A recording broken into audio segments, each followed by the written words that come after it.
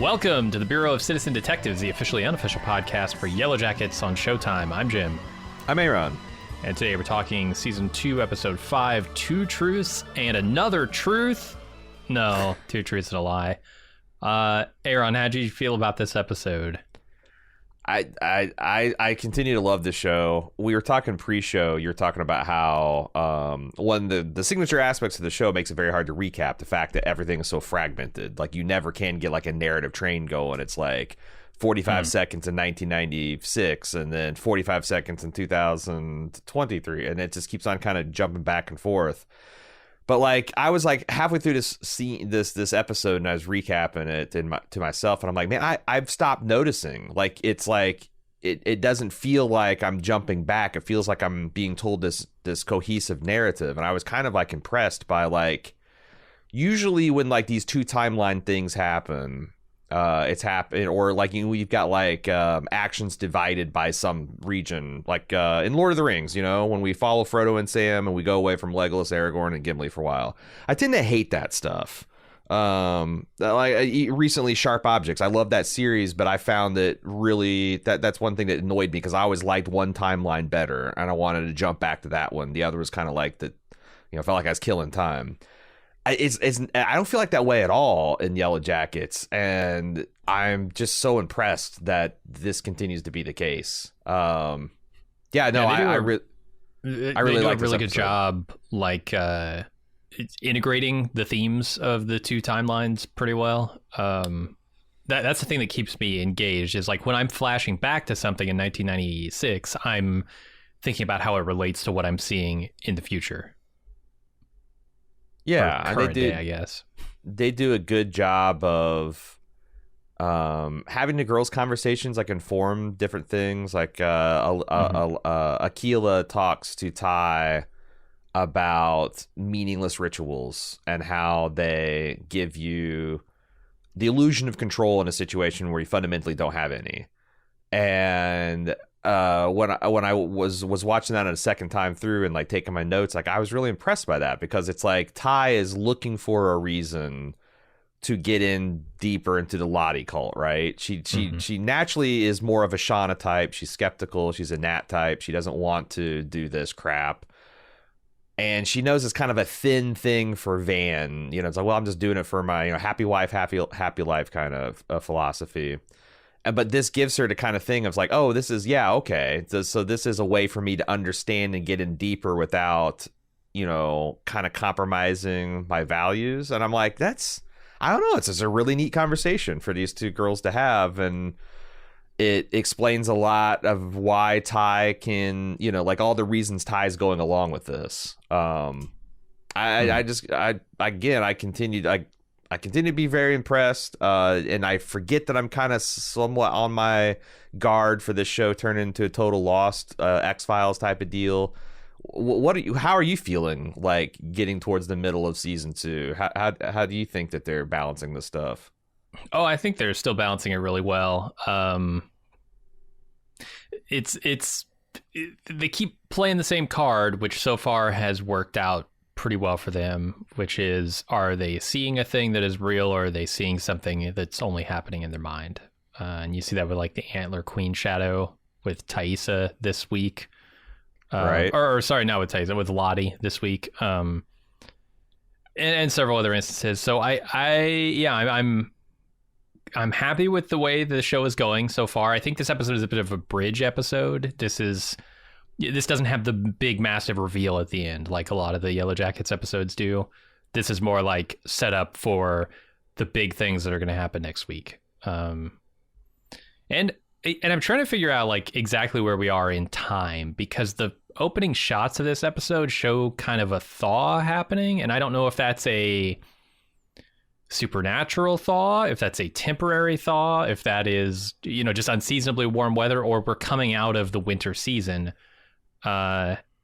It's hard to tell, but it does seem like they jump forward quite a bit because Shawna is very pregnant. Yeah, she's very pregnant, but there was a couple other things that made me think that not much time had passed at all. Javi not talking and them still trying to get him to talk, that wouldn't happen months later, right? Right. Be like, well, Javi just doesn't talk. There's a couple other things in there too, but like, yeah, it feels like, and sometimes shows try to pull a fast one and have their cake and eat it too, and that's fine. I don't mind, you know. Mm-hmm. But I did notice that it felt like time was moving both too fast and too slow. Yeah, I'm trying to remember what Shawna's baby belly looked like last episode, and it might have been hidden. They might not have shown it. Yeah, that's the thing. Like, even in this episode, when she's moving around, when she's got that big, you know, Letterman's jacket on, it's like not every scene does it look like. I remember there's one scene in particular where I'm like, holy fuck, she looks as big as a house. She could go at any time. And then like 5 minutes later, she goes into labor. So, yeah. Yeah, but it could be that, like, you know, because I keep on jumping between, are we in the dead of winter, the end of winter?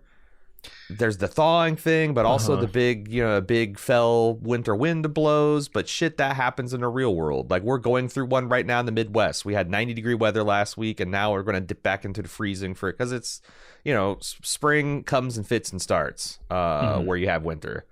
So it's tough. And then also the show could be fucking with us. The show could be doing multiple timelines. The show could have, you know, I don't know, a neutron star buried in this mountain. It's warping time. Who knows? Yeah, totally. So I don't know. I like the episode. I'm eager to see what comes of the seed that it's planted, what roots grow from that for the next episode. We'll see. Gonna have one seed come to fruition next week, it looks like. Jeff's seed. Jeff's rotten seed. The wilderness baby. Seed. What becomes of the wilderness baby? Does it just go straight to the crock pot? Yeah. Shoots it across the room right into the crock pot. They cut the right cord. Into the crock pot. And they start cooking. All right, maybe we should get into the recap. Yeah, we should. We start off in the current day. We get to see Van's life before Taissa comes back into it. She's stocking tapes at her video store, and she's educating the youth, Aaron. The youth don't know about VHS. Then Ty shows up and immediately passes out, I guess. Yeah. She collapses on the door, the Van's doorstep, essentially. I want to do a quick reality check because I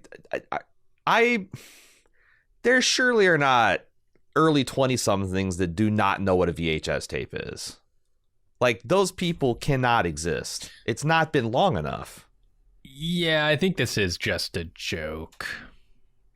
But on the other hand, DVDs came out like in 97, 98 was like when, and that's been 25 years now. Like, if they, you know, their parents are early adopters and their whole family got VHS to fuck out. But like, I just think there's like, what, you've never gone to a vacation home and there wasn't an old VHS, but you have been to your grandparents and there's no VHS. It's never gone to a yard sale, a thrift store. You've never gone to, like, but between the time you were 1 and 5, you never went to a Walmart and remember seeing them on the shelves. Like, there's like, I just thought the two kids that are like, you're saying there's movies in these rectangles? We're like, okay, come on. I understand I'm old and I'm banging rocks together and I'm making sound and video here, but come on. Yeah. I have another question for you. Could a VHS store survive in the middle of Ohio in 2023? The smallest of small towns, maybe. It does look like she's doing that kind of like comic book / game store thing where she's also running half a Hot Topic out of it.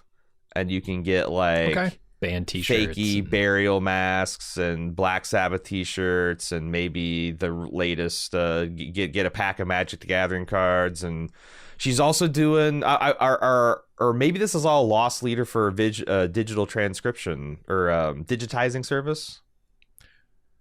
Okay, yeah, she's putting all this stuff online. She's running the biggest torrent site, like old wedding video torrent site on the internet.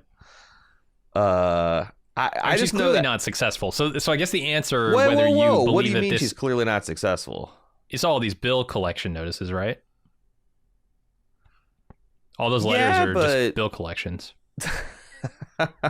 I was like, is that just because she's disorganized, or is it because she's having a hard time paying the rent? You're probably right. I assume it's she's having a hard time.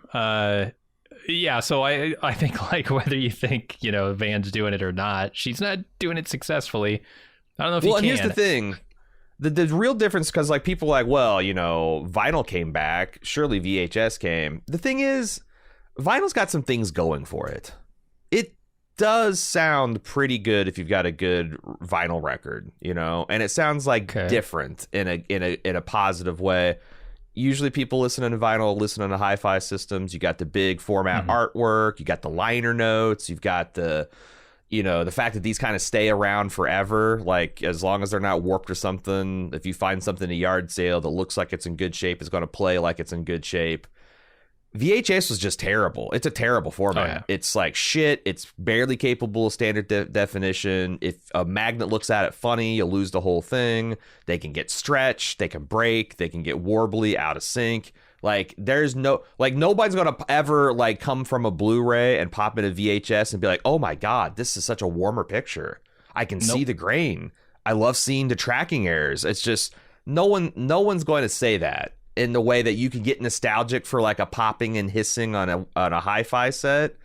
Yeah, I'm with you. VHS is a bad format, but it was the best we had. It was the cheapest, best thing you could have in 1990, let's say. Well, also, like, someone pointed this out on the Yellowjackets subreddit, that it's also intrinsic to her character because, as we previously discussed, DVDs literally came out while they were in the Canadian wilderness, the Rockies. So there's this kind of, like, Van's rejecting a past before all this bad shit happened to her. She's rejecting modernity, embracing tradition, and it's probably I think all she about... looks like super happy doing this, right? Like, you see her interfacing with these kids who walk in who've never seen a VHS tape, and then this other girl who walks in. She seems like she's in her element in this store, having a great time. Her if you ignore the Oxy stuff that happens later in this episode, which I know you can't fully, right? It's part of her character, but she seems like this is what she would want to be doing if none of that shit ever happened. And that Oxy stuff might have person. It might be about something. It might not be something that she is just abusing all the time. It does seem like there's something about these girls getting together and shit going wrong. Yeah. But Van seems, if you ignore the collection bills, she seems extraordinarily well kept. She seems healthy, happy. Her house is cute and clean, and it's the second floor of her beloved VHS store. Like, yeah. Is she stress eating in this scene? What is with the donut that she, like, looks at funny and then puts down? Just, like, I don't know, a middle-aged woman trying to watch her weight. Yeah, totally. But, like, I felt like a combination of those bills that come in and this junk food that she's, like, trying to resist tells me that, like, she's super stressed out and she's trying to make the right choices, but it's not easy right now. And then Ty's going to come back and fuck everything up. Oh, well, that's almost certain. I thought it was more of just like showing a relatively normal middle-aged woman. She's single. Like, it's telling us a lot of things. Okay. It seems like she's single. It seems like she's going, like, she's got concerns and cares, but they're normal concerns and cares, not like deep evil coming out of the woods and stuff like that. But maybe she didn't seem stressed or bothered in anything, even by the bills. It's just kind of like, whatever, I'll get to them, Yeah. I don't know. There are a lot of videotapes here that you see. You can't go through everyone, but one of the movies called Dark Sanity, I thought was interesting in its description, where it says a woman with psychic visions moves into a house where someone was decapitated and realizes her visions are of her own future. We see people having potentially psychic visions in this show. I'm sure that's just of a theme. I don't know if, like, Van's going to start having psychic visions of her future. But Lottie certainly seems to be having something akin to that. Yeah, seems to be. Here's the other thing that I forgot to talk about when we were talking about VHS. I love the fact that video rental stores if you remember, used to rent out technology that was like so new that most people didn't have it. Like video game systems, they'd rent out like the Super Nintendo a week after it came out or whatever. Yeah. Now she is renting out technology that's so old most people don't have it, right? Like renting out VCRs to play these VHS tapes. I'm just like, here's the thing. In 2023, especially since it seemed like this wasn't a whole bunch of old people who are like Luddites, it seemed like there's a bunch of young people discovering the glory of VHS for the first time. Mm-hmm. Why would you ever? What? Like it maybe you've got a kindly lesbian that's willing to guide you through 90s cinema, and that's you rent a couple tapes from her because you appreciate her service. But like, holy shit. If you decided you love Posey Parker and you want to go on a Posey Parker fest, I hate to tell you, there is a rectangle in your pocket that will tell you everything she's ever played in, and with links that you can watch it right now. Or you can wait for the kindly lesbian to wake up at her fucking VHS store and go in the next day and rent it, I suppose. But you can watch it right now. I feel like that's a hard that's a hard pitch to beat, it turns out. The immediate gratification. Yeah. That convenience is tough to compete with. It doesn't have the social aspect. She's looking for the social aspect, and we've lost that totally. We've lost the social thread. This is true. Yeah. Maybe it's a state of mind they're trying to achieve while you were streaming. Yeah. Plus, you got to think she's got a room in the back to smoke weed or something, right? Yes. There's a chamber to the corruption of the youth. Yeah, there's got to be. Uh-huh. Mm-hmm. Anyway. It's the only place to stay in business. Uh-huh.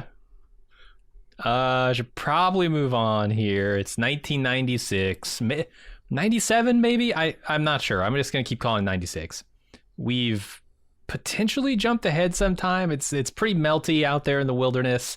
Ty isn't sleepwalking anymore, which she attributes to Lottie's group prayer sessions that she's been attending. And Shawna is very pregnant and unsettled by the prayer sessions because they're mostly focused on her baby. That's another indication crazy. that time has passed, right? Like if it's been 3 days, Ty doesn't come down and doesn't go to Shawna and be like, for the first time in my whole life, I'm sleeping the night through, right? Yeah. The next day, after she sleeps one night through, right? Yeah. Lottie, I'm not saying Lottie's got a miracle cure, but like it seems crazy, but some time has definitely passed because Van is leaving her alone too, right? Like Van untied herself and just kind of went down. I to the thought that was session. just her getting ready for morning worship. It's not like she's like, well, it's the day, the dawn is broke. I'm got up and I got purpose, and it's gotcha. not.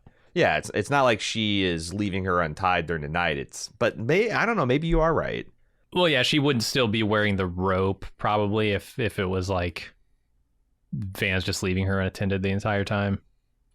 Oh, yeah, no, I think yeah, exactly. That's another good question.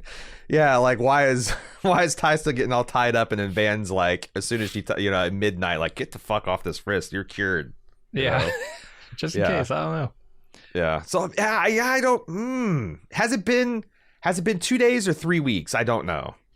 Or well, it 3 can't months. be too long because like they haven't eaten anybody else that I can tell, and they haven't didn't gotten find any food during that hunt, right? They're still obsessing about bear meat. It seems like the mouse, the nugget, is still a new thing. We got a name for the mouse, but so like maybe we just missed the baby belly. Yeah, it totally could be. Let me ask you this: how is Travis shaving?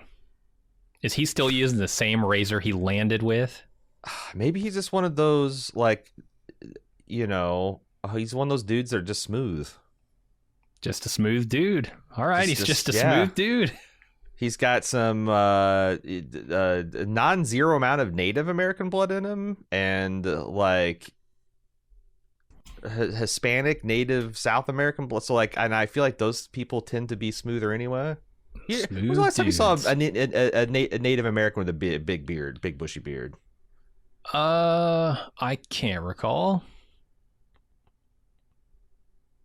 Couldn't tell you. Smooth cheeks. Mm-hmm. All right. Well, he's here in the wind. Is that anything interesting? Like the wind's going to come up later in this episode pretty strong. I mean, yeah, this is the thing. It's like, this is pretty basic presence training that you would be like, this is something you would teach a teenager that is having mood instability issues. Like, this is a way that can, if you're spiraling, to connect yourself into your own body, like, what are you feeling? What are you hearing? What can you smell? What are the things you can see about your room? Like, this isn't like really spiritual. It's very clinical, but the girls are using it as if it is some kind of like ritual with meaning and purpose. Yeah. And Lottie here during this prayer session is kind of, Shawna's going to give a little bit of voice to this later, but Lottie is setting herself up as the de facto mother, or I guess maybe just spiritual mother of this child, even before it's born, which is disturbing. I can understand why Shawna is very dismayed at this. And like I said, this is where it stops feeling clinical. Like, up to this point, this could be any support group. At the end, they're doing some kind of grounding, and the group leader's like, oh, now we all feel connected to each other. We can take that connection into our lives. And she's taking it into, this is going to keep us protected. It's going to help us go through the winter. It's going to enable us to welcome a new life into our... She starts going, into the purple cult land. So... Yeah, it's going to be interesting to see how that progresses. I am very, I like, because all this ends up in them hunting girls through the woods and eating them, wearing elaborate animal costumes. So, like, how do we get from, oh, right, I last time I went to intensive outpatient therapy, we did this, to, yeah. I don't know. We'll see. Go back to current day with Callie bowling with, let's call him Jay. He's still going by that. She makes him bet to kiss him if she gets a strike, but he backs out when she does. And while he's in the bathroom, she discovers his real name, searches it online, and finds out that he's a cop. Patented granny roll, man. Works every time. Every time. You don't even have to be a hustler to get this to work. If you're bad at bowling, just granny roll it. Where do they keep these super cool, brightly lit bowling alleys that have live music consisting of a girl grunge band thrashing? This seems like, I was gonna say, this seems like something also hermetically sealed from 1996. It's a really good connection between Callie and Shawna. There was the thing that Adam said about her hustling him, and Jay says the same thing about Callie here, that she sexually hustled him. And I feel like my theory about the investigation against Shawna is going to all turn into a bust because of Jay's impetuousness in terms of Callie is even stronger after this week. I thought it was in danger because I'm like, oh, she's just going to use it to blow smoke and the investigation is going to be waved off. But like, I guess my latest wrinkle is now I think the investigation is going to be blown up and Jay might lose his job. But what's the other cop's name? Kevin. It's Kevin. But Kevin, because of this condom situation, it's going to be, he's never going to be able to let it go. He's never going to be able to dismiss this stuff as just coincidence. So like, I think season 2's big reveal is like, this will all be put onto the shelf because of Matt's Syracuse's malfeasance here with a minor, but like, it's going to make Kevin maximally suspected, and that's going to be the big threat for season 3. Yeah, I can see that. Put me down for some internet points. Let's go back to 1996. The girls are trying to get Javi to talk to him. He won't say a word, and Travis just says, I'll talk when he's ready. Nat invites Travis on a hunting trip, but he turns her down. We'll see later, he's still kind of pissed. Aquila is still feeding her mouse. And is there anything you want to say about those scenes before we talk about the real part of this scene that's important? No, there's this new Yellowjacket, or the Yellowjacket has gotten a name in the cast now. Melissa is one of the ones that's talking to is with the group trying to get Javi to talk. So I just want to put that out that they're starting to, like Crystal and Aquila and Melissa seem to be the new. Well, I don't know about Crystal now, but yeah, she's not around anymore. There's these shadowy Yellowjackets that have been kind of like skulking around the margins, and as we're killing girls, they're like shark's teeth. They're popping up to be replaced. So let's talk about the second half of this scene where Crystal and Misty talk about who they want at their celebrity slumber party. Misty chooses Jack Kevorkian, which is so Misty. Then Crystal chooses the lowest card and has to empty the shit bucket. Important note here. There is a shit bucket. What? I saw some people trying to square the circle by saying that the outhouse, they keep the bucket in the outhouse. But like the whole point of an outhouse is you have an enormous bucket in the ground. But the thing is, here's the thing. If you have 20 people using an outhouse, it's going to overwhelm that facility. There's not enough time for the biological processes to kind of break that down and smoosh it down and make the pit toilet last. It's just not going to happen. So you think it's going to be like a portalette at a con. Have you ever been to a concert? Like a really long concert, festival, and like you go into one and like, oh my God, what is that mound? What is that? It's that kind of situation. It's not like the pit toilet goes all the way to the center of the earth and it gets vaporized by lava. Okay. Sure. So I'm guessing the shit bucket is in the outhouse. Okay. Makes a lot of sense. Well, if the toilet is filled, if the outhouse is filled, there's probably like crime scene investigation tape around it and saying like, don't go in here, right? True. So the bucket's probably just somewhere else. I don't know where they're keeping the bucket. It's not clear. I have a mystery question to ask you. All right. Is it possible that Mari is dirty dealing these chores? It's totally possible. Yeah. Because it seems like the unpopular girls are drawing the dookie bucket, and there was a little malicious smile when Mari dealt the two of spades. I instantly suspected that she is been fucking with the unpopular girls. Yeah, which sucks. Yeah, it does suck, and it tells them that they're not as integrated into this group as they want to think they are. Misty, talking about this transponder later is gonna, say how all of that is to say how like wanted she felt for the first time. Man, that only lasted until Coach's leg got chopped off and healed, right?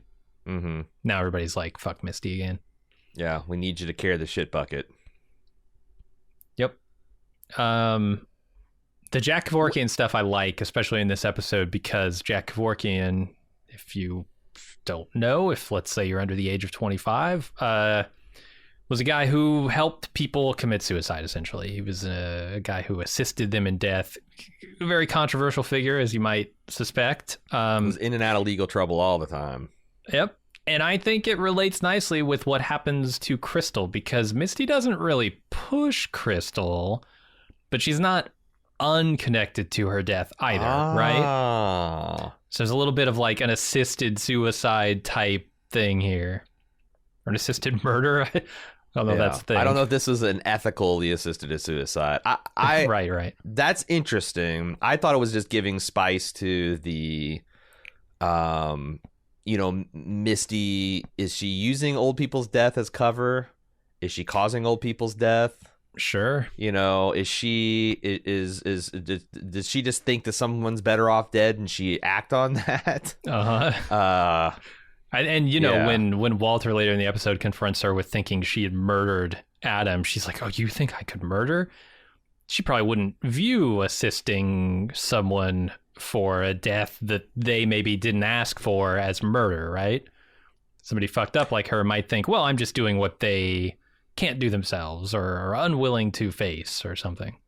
One thing that Crystal said that's kind of fucked with me as I've been thinking about it and the implications is she says, because as we'll talk about after she discloses that she destroyed the transponder, she tries to play it off as like, oh, I got you good. That's a real joke. And Crystal said, you're not that good of an actress. And I've tried to reevaluate things like, because obviously Christina Ricci is a really good actress. And like, I'm trying to think in her performances, are there times when she's deliberately acting theatrical? Like when she's explaining Adam's mother and her connection to that, where it's like, knowing Misty as I do, that feels like a false performance and a transparently false performance. Do you think that there is something in the nuance of the performance where when she is lying, she turns into a bit of a bad actor? Or was that just Crystal being bitchy? And whether you're a good actor or not, it's, I imagine when you're acting to try to save your life or reputation, it's when you're caught off guard by the need to act, maybe as she is in the Adam situation with Walter, as she is here. Maybe it's a case of like when the stage is under her control, I guess she might be a very good actor. Although everything she's done, even in current day, feels to me like an act. You know, it never Especially feels like she's a genuine just weirdo. It always feels like she is putting some act on. Especially when it's about like a connection with another human being, because like it doesn't feel like she cares so much about her friends, is that she's anxious that they're not under her control, which is not the same thing. Totally, yeah. Like she'll be found out for the weirdo she is at any moment, and they'll hate her again, right? Or they'll abandon her, or like, oh my God, what if they're off? What if they're all out and they're talking about me and they're putting their story? Yeah, it's like it's anxiety about how she's being perceived, and it's not, oh, I'm really worried about Nat, I'm really worried about Shawna, I'm really worried about Ty. Right. It's more like they're not pieces under my control. So like anytime I see her try to make a human connection, it feels false and fake. It feels like she's acting. And the people around her who are sort of the targets of that, they seem to just take it in stride. They think she's weird, but they never call her on like, hey, you don't mean anything you're saying here, right? It's tough because like the person who would be in a position to call it would, because like her friends do, like Shawna and Ty and Nat at to various degrees do tell her, you're full of shit, leave me alone, get out of my face. Like Walter, who clearly is clearly into her for something, he's the one that's kind of like, but they did portray him as if he was genuinely fooled by her performance. So it wasn't until he went back and actually researched her claims that he revealed the truth. So yeah, but he's also a liar, right? True. His only goal is to win. He will do whatever he needs to. Yeah, like the very few honest things he's telling us, other than I think the three truths are technically true as well, is that that he is a bored Moriarty and that winning is the most important thing to him. Most everything else he's telling us, I'm assuming, are lies. I agree. I don't know. It's super interesting. It's why Misty is one of my favorite characters, because she's so weird and complex. Yeah. It's a lot of fun. All right, current day again. Callie tells Jay that her Matt, whatever, that her mom's been having an affair with Jeff's best friend Randy. Which I love that they keep throwing Randy into the shit in this whipping boy Randy. They're gonna get Randy killed, aren't they? Hopefully, by the end. Yeah, I won't even feel bad. Nope. He's there to be shit on. I mean, is he even an authentic person, or is he like a literal NPC? Because like, does he have hopes and dreams and desires of his own? He seems like he is only an accessory to other characters, right? He hopes that an extra bag of Fritos will drop out of the vending machine when he hits the button. Right.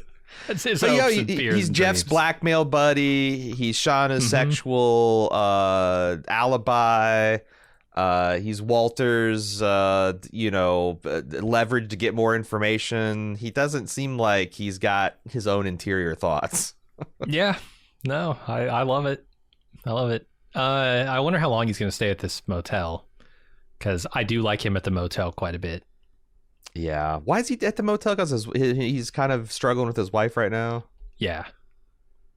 Well, good for him for turning down a horny, what he thought was a horny Shawna then. Mm-hmm. Mm-hmm. Randy. Yeah, he's devoted. All right, there's an interior. I saw you. I saw you, Randy. You're trying to be a good guy. Good for you. Yeah, at this point I was thinking, like, oh my God, how are they going to rope Randy into this? How are they going to get him on board with this? Because it's so insane. But it turns out he's just bamboozled. Speaking of bad acting, this Matt/Jay guy, the boner he got when Callie started talking about her mom's affair and how she knows who it is, and he's like trying to be casual and not too eager, but also like he's slavering, like he's you could see him drooling, like, oh God, I'm gonna break this fucking thing wide open. Yep.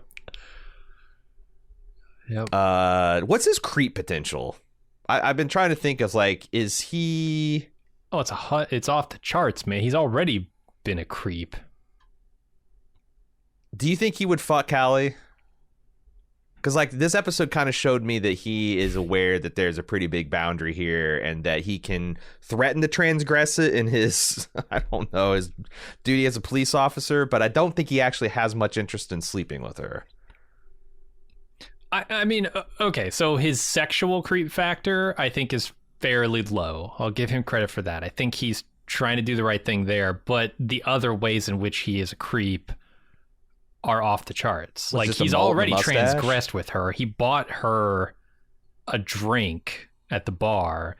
He's been sneaking around behind her parents' backs, fraternizing with her, taking her bowling. Like, this is an inappropriate relationship in about every way possible, maybe except for sexually.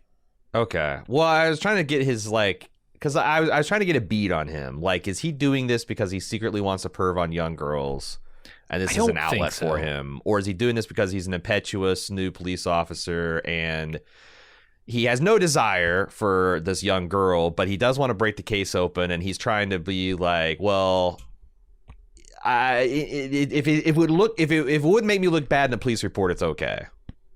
You know?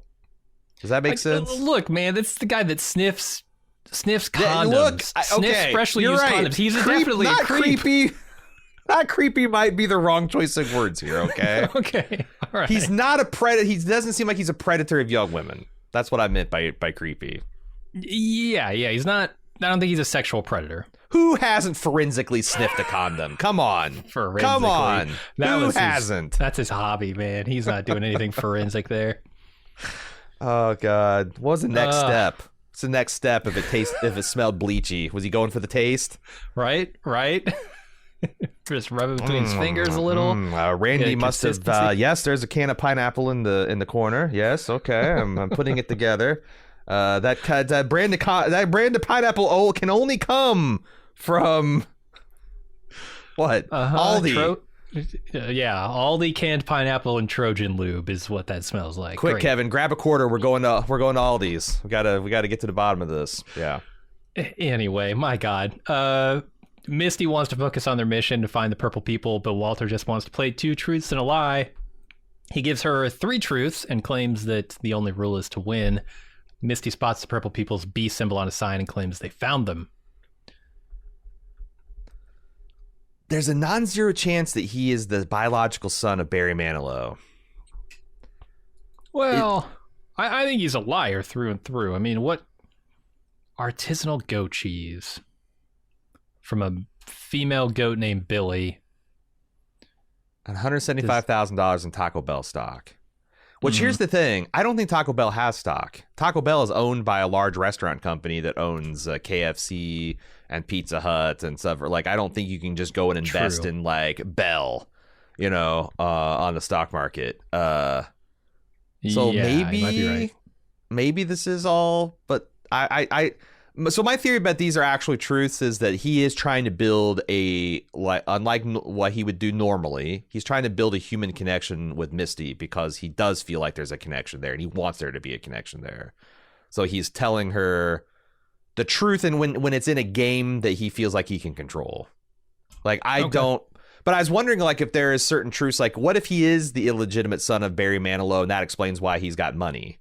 because like, you know, there's like some hush money, or maybe Barry Manilow gives him a check every month to keep it on the down low. Like, I was just trying to see if there is some bigger picture of Walter that's emerging from everything that we know thus far, other than the fact that he's probably a true blue, dyed-in-the-wool killer. Yeah, it could be. I'm trying to figure out how it meshes with the accident that he had, supposedly, right? The $6 million accident. The $6 million brick to the head accident that left him completely unscarred and affected, other than having pockets full of cash. Mm-hmm. A fancy boat. Yeah, I don't know. I'm skeptical, let's say, that any of these load are of bricks truths. was a metaphor of how he felt when he realized he was the heir to the Barry Manilow throne. Sure. Just hit him like a ton of bricks. Left him with gasping with millions of dollars. The excitement, the Forever disappointment. changed. Yeah, all of it. Uh-huh. What about Misty's truths? I do not like monkeys. I think we're asking the wrong questions about the moon landing. See, I think those are true too. Like, she is a bird. Birds are fundamentally reptilian. They're very different from humans. They fly, they don't walk. Okay. And monkeys are the closest things you can get to a person without it being a person, right? So it would naturally freak her out. I do think she seems to be the type of person that's a moon landing skeptic, but like not like the others. Sure. Those people are crazy, but not they me. They got stupid shit that they're worried about. She's got the real. These felt genuine. What questions is she asking about the moon landing? Is she asking like, did we land on a different moon? What? I don't know. There is the reasonable version of the moon landing denier, which is, yes, we went to the moon, but we didn't go to the moon in July of 1960. Was it 69? Okay. I always want to say, but then when I say it, it sounds like a joke.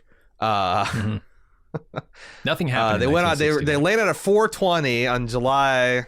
Yeah. Anyway, the fact that we landed, but we wanted to beat the Russians so bad that we hired Space Odyssey, Kubrick, to fake the moon landing to give us enough time so that, like, by the time I think that the way this is, like, Apollo 13 was not faked, but it shows how hard it was to get to the room because it was almost a disaster, and then Apollo 14 was the first mission that actually landed on the moon. Okay. I think is how the quote unquote reasonable. So maybe that's she's like, it's a geopolitical theater type of thing rather than, I don't know. All right. Trying to figure out what her third truth would have been, but there's no indication. Yeah. Her third truth is turn around right now. Mm-hmm. I thought the guy honking at Walter is a complete asshole. Yeah, just slow your roll for a second. Yeah, and you'll get by. This is a backcountry road. Uis get hit. Like, if you want to honk to show your displeasure, fine. But laying on the horn while a guy is actively U-turning, like, what the hell is he going to do? If he stops and just goes back straight, it's going to take longer. I don't know, he's just being an asshole. Yeah. All right, Van realizes that Ty's sleepwalking again, but Ty changes the topic with a nudie pin. We see Van digitizing tapes here. That's gotta be her mom's wedding, right? Ooh. I was trying to think of how this is going to play into the credit sequence, which is clearly using a lot of VHS found footage type of stuff. Is it her? True. What would be the significance of her mother's wedding? Well, if it's connected to this cancer, so I don't know. Like, there's a picture they're painting. Like, on the surface, everything is cool with Van. Like, she's got this VHS store that she really likes, and people that come in that she's friends with. But then, underneath it all, feels like there's some looming depression, some problems that she's going through. One is the bills. If you say, okay, this is probably her mom's wedding video, and her mom just died of cancer not too long ago, if that's all true, you could see that, like, she's not over that. She's depressed, even though she's not showing it in her day-to-day life.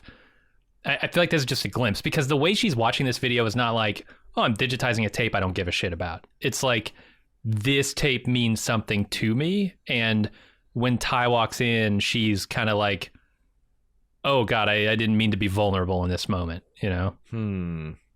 I didn't get that, but now that you say it like that, I could see you interpreting Van's face as being like kind of caught up in the moment.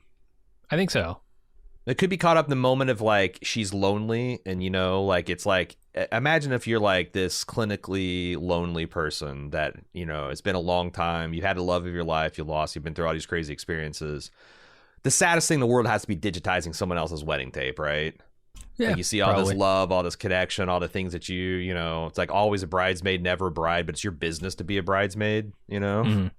You're a professional bridesmaid. That's another alternate thing, but it could be connected to your mother. They're also talking about swapping this guest book pin for a nudie pin at Shawna's wedding, so there's like a wedding tie in there. Because that's what I thought. I thought it was a classmate's wedding that she was watching because she's nostalgic. But yeah, I don't know. It's tough to say. I do think it will connect with the credit sequence in some way, because Van's a pretty centrally important figure. Oh, I saw another theory that I thought that this reminded me of. There's this theory that it's the Yellowjackets' proximity to each other that's causing this again. That like, you know, you got a fire and it's like burning really hot, and then you take a poker and you pull apart its coals and separate them, and everything starts to cool down and it starts to die out. But if you took those flames or those coals while they still have a little bit of heat and you pushed them all together again, they can spontaneously start combusting again, right? And there's this idea that like something happened to these girls out in the wilderness, and they got infected with this darkness that they brought back. Some, you know, this is all text, but like it was stymied because they were all separated. You know, they were at the end of their high school careers. They went to college. The experience was traumatic. Their parents put them in therapy and split them all up. And that was some form of protection. And Jeff and Randy fucked it all up by getting their heads together over the blackmail thing. And now the coals are close together and they're catching on fire again. Yeah, it could be. I could see it. It does seem to be it's a way to, and it could also like be true in like a not evil, like if it's like you just say literally the stuff, something inside of us, we brought a bunch of unresolved bullshit and mental illness out into the woods, and we were away from our medicine for 18 months and crazy shit, just like, you know, like hanging with the wrong people can get you into problems. Like some people are just bad for you to be around. They might not be bad for other people, but like you guys get together and crazy shit happens. I wonder if they're trying to say that if you don't believe in the supernatural, it's just that the Yellowjackets is not good for each other. Yeah, that can make a lot of sense too. I mean, look at Travis and Nat together, right? Same thing that always happened, right? Yes. Like it seemed like independently I don't know about Nat, but like independently Travis had an option of like having a solid life, and that she would come in there and just blow it up. So yeah, that's a great example. If they're all like that together, that could be a non-supernatural explanation for why shit's going bad now that they're hanging out again. Yeah, totally. All right, Callie tells her parents that she told the cops that Shawna is sleeping with Randy. And but Jeff's she fixed immediate question, how old is it? Yeah, how old is he? Which is the right question to be asking, Jeff. That's the thing. Jeff is asking all the parent questions, and Shawna's asking all the accomplice in crime questions. Uh-huh. And it's so funny that Jeff is still transparently stuck in dad mode. It's like, which is, you know, admirable, but Shawna and Callie just he's mixed up in something bigger than that, right? She's just so in sync, and she loves her mother's approval. Like when she allowed that, like, yeah, you did a good job, but she fucking beamed for the first time in the entire series. Yeah, maybe, as I can recall. Yeah, it's something else. Yeah, I mean, it was a good idea. It was good on the fly thinking. Yeah, and if Randy could have just finished, none of this would have ever happened. I love it. Yeah, Randy's inability to get off is gonna. If Shawna would let him fantasize, she got all hot, dressed up, so hot that my voice cracked. Is how hot Shawna looked. And if she just let him fantasize about her, none of this would ever happen. Damn, Shawna. Damn. It's true. I know it's gross. Nat. It's Randy, the guy who has no interior. But Nat tries to break into Lottie's cabin, almost gets caught, and has to go to Lottie's workshop to cover. I was thinking here, does Lottie not realize, is Lottie so distracted right now that she doesn't realize Nat still has her keys, or have they just not tried to get into the honey safe or whatever? Yeah, I do think that they've told me the story that Lottie's very distracted by what's going on in her own mind. Yeah, for good reason. But like, if another day goes past, what does she have, like essentially another week before someone makes a run to the honey festival that they've got That's what I assume. Yeah, every that no one's asking for the keys back, because okay, that does make a little bit of sense. Mm-hmm. All right, 1996, Aquila tells Thais about the importance of ritual in her life, even though she doesn't really believe in it. And Ty says she'll probably keep going to Lottie's prayer group. One thing that made no sense to me is Ty taunting Aquila with Rachel's tradition. Of course, Rachel's one of the Yellowjackets that died on impact. She died in the plane. And she's like, I don't know about this ritual because you guys sure did lose a lot. They're talking about their team that's going to the national championship. What the fuck does that mean? That is a really good question. Was the junior lose a lot and go to the championships? Like, or is she talking about like a time? Is Aquila younger and she was like on the junior varsity team, maybe, versus the varsity team? But I don't think they've ever made that distinction before. And why would she be going with the varsity team? Well, I would think if a varsity team goes to like some kind of big national finals, that the junior varsity would probably tag along. You know? Okay. But maybe in the year, right? Because that shit's expensive. Like, you're going to fly twice as many people there, even though they're not. Yeah, that seems. Yeah. I thought it was such a weird. It's almost like she goes to the school across town, or she was on another team. It's like, you guys sure lost a lot. It's like, what the fuck does that mean? Yeah, no, that is weird. Maybe she's like part of the second string team. I don't know. Yeah, but like we already discussed, kind of, I think that the blatant significance is this is giving Ty some kind of philosophical cover to get in deeper with Lottie's religion, while still plausibly saying, it's just, it's just like, just having lucky shoes or lucky socks or lucky cleats. It's no one really like Aquila says, we didn't really believe it, not deep down. It was just something fun that made us feel good, so we could pretend that we made a difference, that we had control in this situation. Yeah. Travis tries to get Javi to tell him where he was all this time. Javi isn't saying anything. Nat tries to encourage Travis, but he yells at her for faking Javi's death. I'm feeling kind of annoyed by this Javi not talking thing. It's a really fucking tropey way to keep information from the audience. Yeah, but he's got a reason to be this kind of scared and claimed, and it looks like it has something to do with Lottie. Like, he pointedly looks to Lottie when Travis asks us why you can't say what's happening. Like, Lottie looks to him and he looks to Lottie, and he's clearly afraid of her, terrified of her. Which, fair enough. Talk in her presence. Maybe. He doesn't know who to trust. He was hunted by these girls, right? Yeah, and specifically Lottie. I mean, she kicked all that off, so. Yeah. So, like, but it is, like, like, if he's been here for a couple weeks, it does stretch my credulity to that he has just been completely shut down. Mm-hmm. And that they're still trying to get him to talk. That's the kind of thing you do a day or two after he returns, not okay. I'm going to make an executive later. decision that until I receive feedback that says otherwise, I think that it's only been a couple days. I think we just missed a pregnant belly. Like, everything else about the state of the board, the food, they're still concerned about the bear meat. Everything feels like this is just literally the next day, and the only thing we're talking about is. So I'm just saying we missed Shawna's belly. Had to have. Yeah, we must have. I think it's right. Or there's a supernatural time loop, and she's just gotten an extra 3 or 4 months growth on that belly, even though it's only been the next day in sidereal time. And no one's gonna mention it. No one's like, "Hey, you're looking a little bloated today." No, Shawna, because they're in the you eat time some bad bubble. bear It would meat? seem natural to them. Yeah. Fair. Yeah, I don't know what's going on with Javi, but we'll see. Time will tell. I'm glad that Nat and Trav finally had this fight because they needed to. Mm-hmm. And of course, like, she could say that, like, look, I was just trying to help, blah, blah, blah. What's the harm? He's alive. And of course, he points back to, like, if I'd found him a couple weeks earlier, maybe he wouldn't be so fucked up, which is a fair point to make.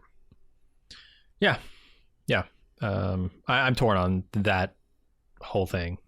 I'm glad they had this fight. I'm torn on whose side I take on this. I think I take both of their sides. I think I see why both of them are angry / apologetic. Because they're just trying to. Nat was just trying to help in a situation that looked really bad, and Travis is pissed because it wasn't actually that bad, apparently. And Nat did a pretty terrible thing. Anyway, let's go back to current day. Lisa and Lottie try to get Nat to explore her deepest, darkest secrets.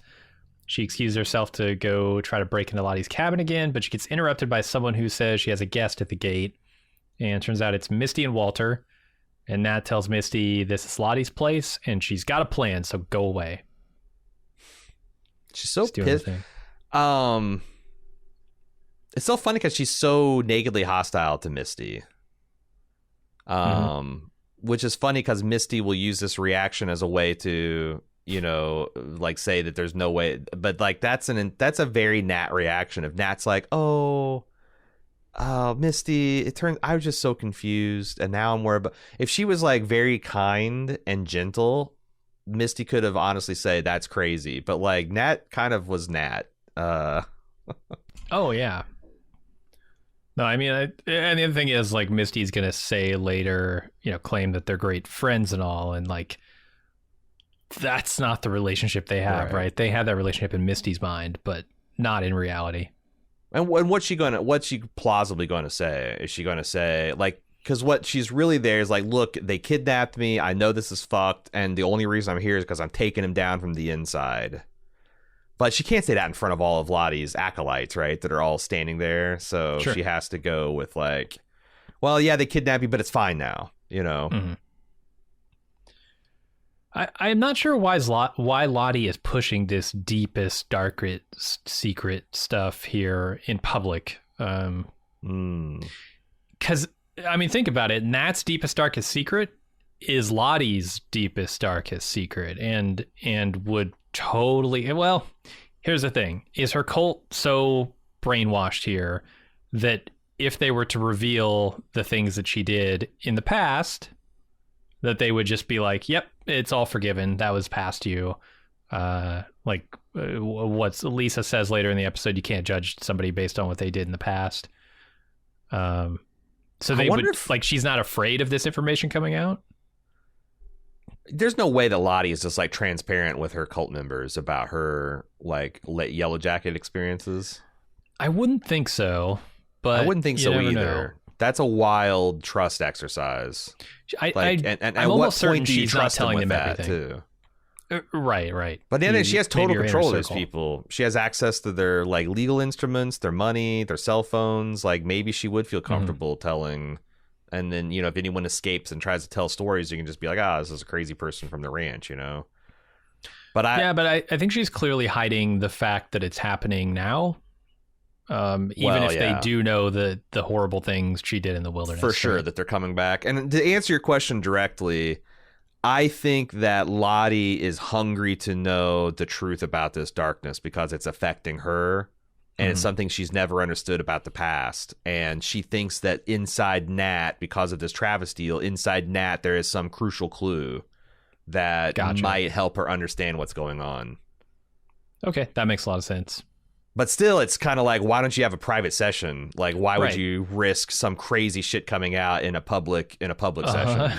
But that just goes to her death. You want my deepest, darkest secrets? Yeah. You and I together ate a human being in the wilderness. Right. But then, how about that for dark secrets? But why would a cop seduce a 16-year-old just to bust his first? So it's like there's a lot of people being thirsty for shit, in this show. Totally. Hungry, you might say. Inappropriate appetites. Yep.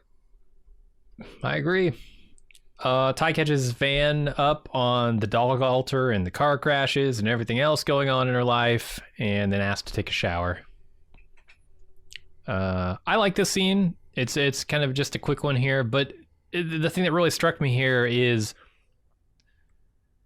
I don't know why the dark version of Ty brought her here to hang out with Van, but the thing that is apparent in this scene is that Van is the only person that Ty can talk honestly with about the things she's experiencing. Like, she says, what am I going to go to a therapist and say, oh yeah, here's lay out everything that's happened to me.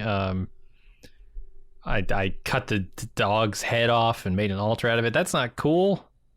But she can tell Van this stuff, and Van, will be concerned, but not bat an eye about like the crazy shit, right? In the context of our lives, that's, altars and sacrifices. I can kind of it's funny because the first time through I remember thinking of these scenes like, Jesus Christ, why are we beating around the bush? Why can't Ty just come out and and Van gets, and I was impressed that Van gets frustrated and kind of puts an end to it.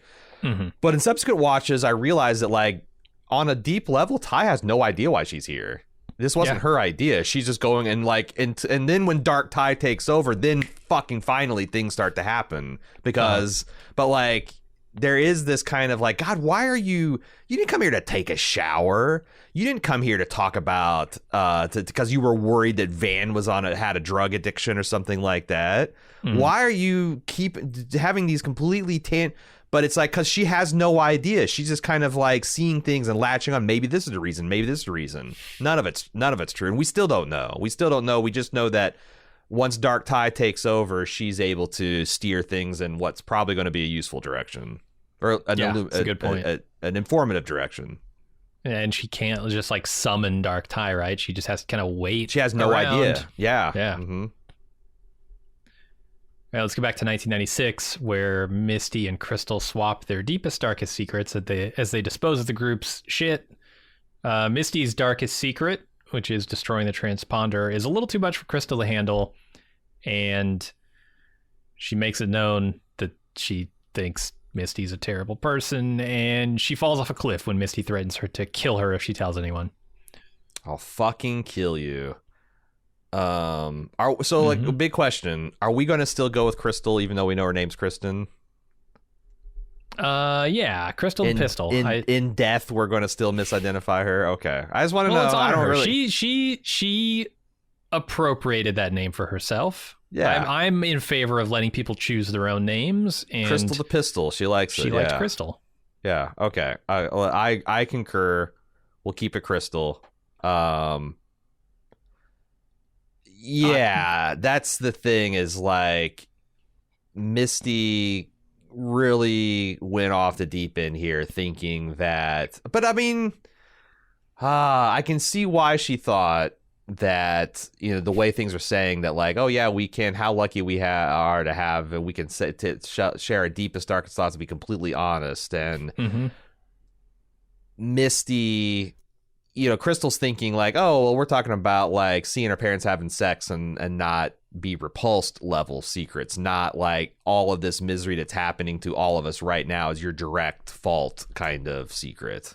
Yeah. And the fundamental miscalculation of Misty, of like, it just shows that she can't really accurately model someone else's mind, right?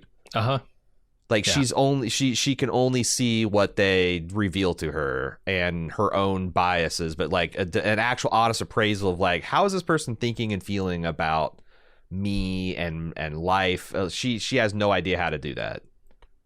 Yeah, and I think that's what makes her a bad actor, right? She gives off this impression of what she thinks a normal person would do in this scenario, but it comes off as weird because she's got a warped sense of what people think. Yeah, and she can copy things she's seen and heard, but it's not like, that Steel Magnolia speech, but it's nothing that comes from within her that's authentic, yeah. I love that their toilet is just a cliff that they drop shit off of. Right. And that's going to come back spectacularly here in a bit.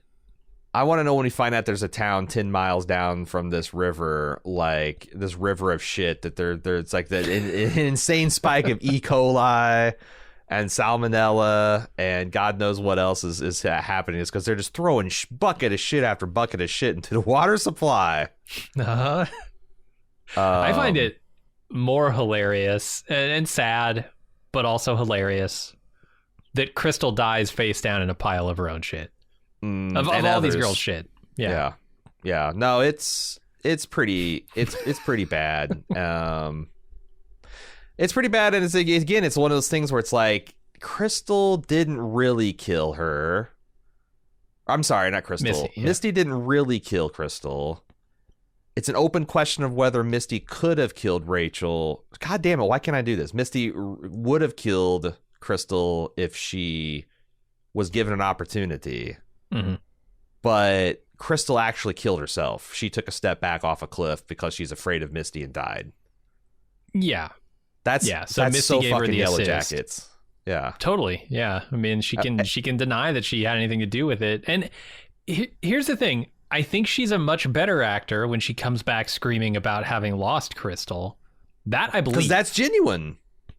She does feel bad that she lost her friend. Okay. So like she's tapping into like I lost my bestie and I hate it. It sucks.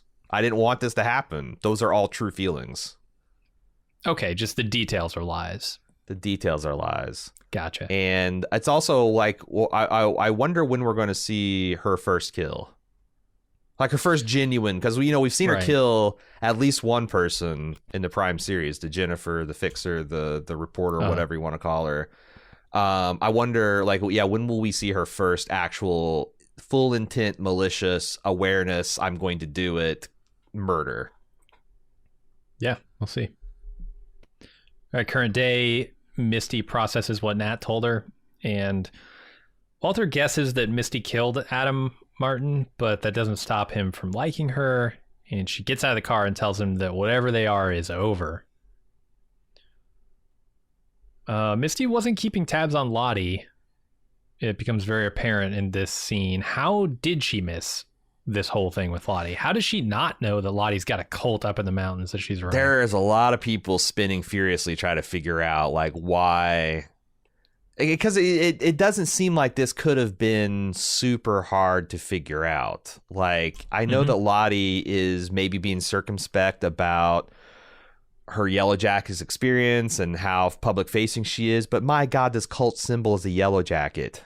Mm-hmm. And like Misty is a super sleuth. So like, what is going on here? I don't know. There might be more to this than Misty is letting on. Maybe she's like super secret double, triple crossing Walter here. It doesn't feel like that. Well, but we all throughout the Jennifer thing for episodes and episodes, we had no idea. We had no access to what Misty was actually thinking about the things that were happening. So like there is precedent for her to do a long con and for her to be but I don't know, it did seem genuine, her confusion about like, how did I miss this? Oh my God, I can't believe. Yeah. No, it does feel genuine, but maybe she's gotten to be a better actor in the last 25 years. Because that's the other thing I'm trying to think is like, I'm looking for. But like, I did think when she launched into the Adam's mother story that it did feel very insincere and so like. Totally. It feels like they're giving me. When and that's the other thing they do when something happens in the past and I immediately suspect it's connected to an understanding I'm supposed to have in the present, especially when it happens in the same fucking episode. So like I'm looking for instances when it looks like Misty's being a bad actor. I'm assuming that means she's lying. Yeah, you could be right. What'd you make of Elijah Wood of Walter's grandma being an unrepentant murderer?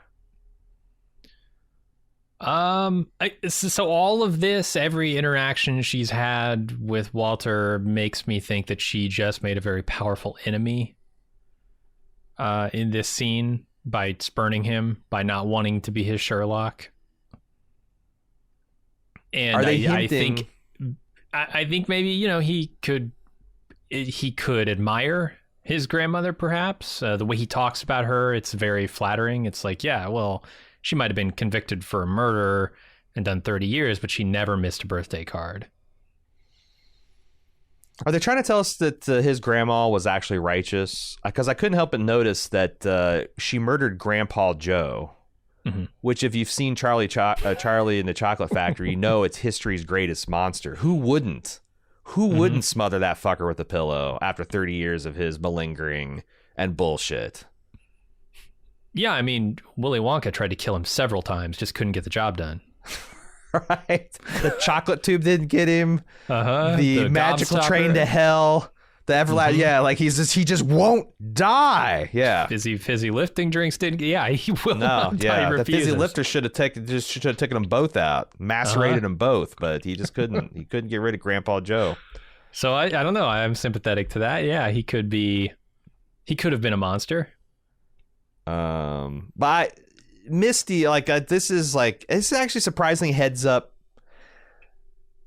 And it shows me that I don't think she's working Walter, because I think she's genuinely creeped out. She genuinely understands there's something wrong, and she's ready to hit the eject button. And what's wild is Walter takes it like a champ. Walter's like, okay, and he just takes off. No, begging he drives or away pleading. Pretty fast. I feel like he's angry. He's going home to downvote all of her forum posts. That's what he's going to do.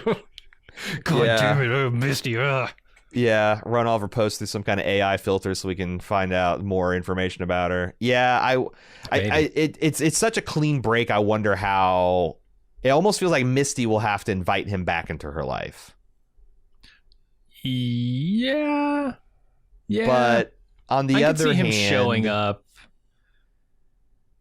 I could see him showing up. Do you think he does? Does he just pull a full Misty and he comes in with tears and says, "I'm lost. I've heard you guys can help me," and then there's no way for her to blow up his shit without blowing up. I don't know. That doesn't make sense to me, because they both came together and it's borderline unbelievable that Misty's trying this shit at the end of the episode. You know, you just showed up the day before looking for your friend and upset that she's with the cult, and now you're lost and you need to join. Yeah, not a very good lie.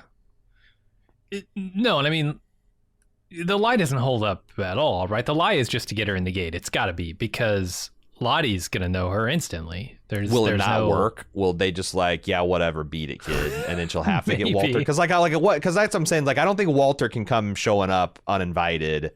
So there'll have to be something that Misty needs Walter for.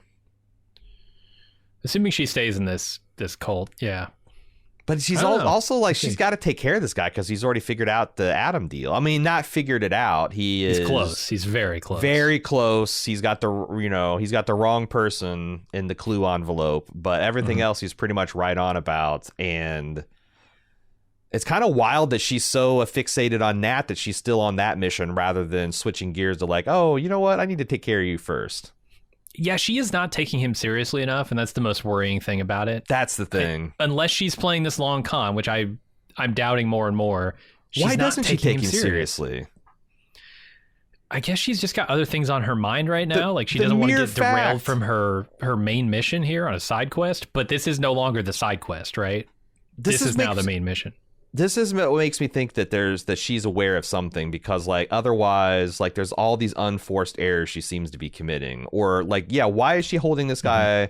Why is she underestimating him when he single-handedly sleuthed her entire existence down to the nursing home? He had a fake mother, he had all this stuff down cold, and she had no idea. She didn't see it coming. Why isn't she more afraid of him? I think she's just very afraid of whatever is going on with Nat and Lottie and Shawna and all that. Yeah. No, I've seen Sin City. You can't underestimate this guy. Fair. All right, Shawna goes to Randy's motel room so the cops can see inside. Randy talks about the FBI agents he met with. Shawna gives him a condom and tells him to go in the bathroom and fill it. Yeah.